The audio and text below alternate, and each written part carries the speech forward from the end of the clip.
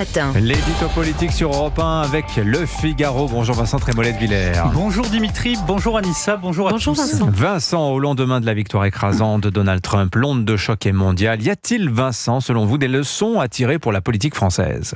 Alors Paris n'est pas New York, donc on va écarter d'abord ce qui est spécifiquement américain, la personnalité de Donald Trump qui n'a pas d'équivalent en France, le mode de scrutin qui n'a rien à voir avec le nôtre.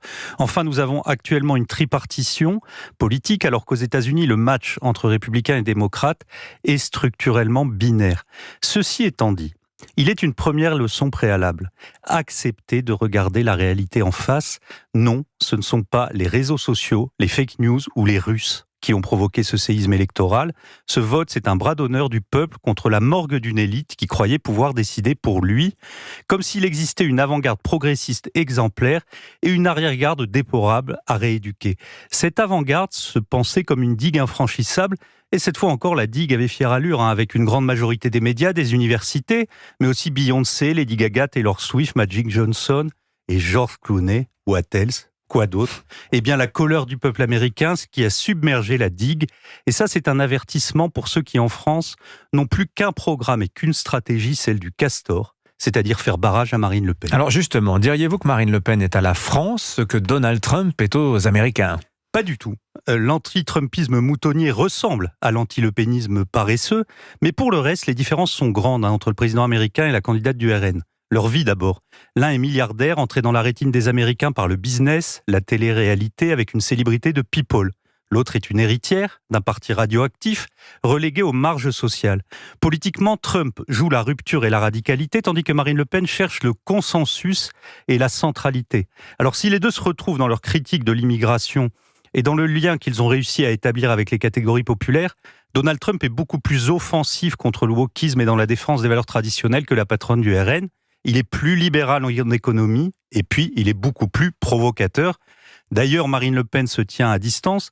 Vous aurez noté que le RN n'avait rien prévu pour cette élection et que ce sont Éric Ciotti, Marion Maréchal et Éric Zemmour qui se sont félicités de la victoire du candidat républicain. Alors d'ailleurs, Éric Zemmour, en 2022, en avait fait son modèle. Oui, mais la campagne de Zemmour, fondée sur le choc des civilisations, était sombre, parfois crépusculaire. Celle de Trump, avec Elon Musk à ses côtés, beaucoup plus positive. Le cœur de la campagne de Trump, c'était le réveil de l'Amérique, le retour de sa grandeur.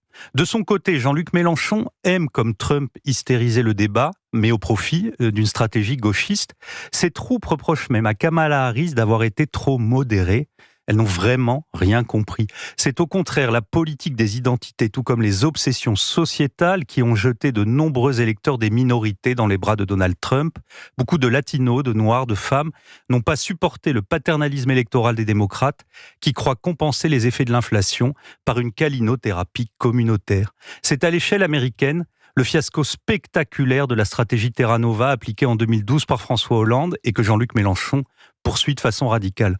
En fait, cette élection confirme le renversement annoncé depuis des années par le géographe Christophe Guilluy. Les métropoles qui, depuis un demi-siècle, font la loi et les mœurs, se trouvent désormais déclassées au profit des périphéries. Dans tout l'Occident, nous assistons à la révolte de ceux que Philippe Muret avait appelés les ploucs émissaires. L'édito politique sur Europe 1. Merci Vincent Trémollet de Villers. Et à la une du Figaro ce matin, Donald Trump, évidemment, le retour fracassant.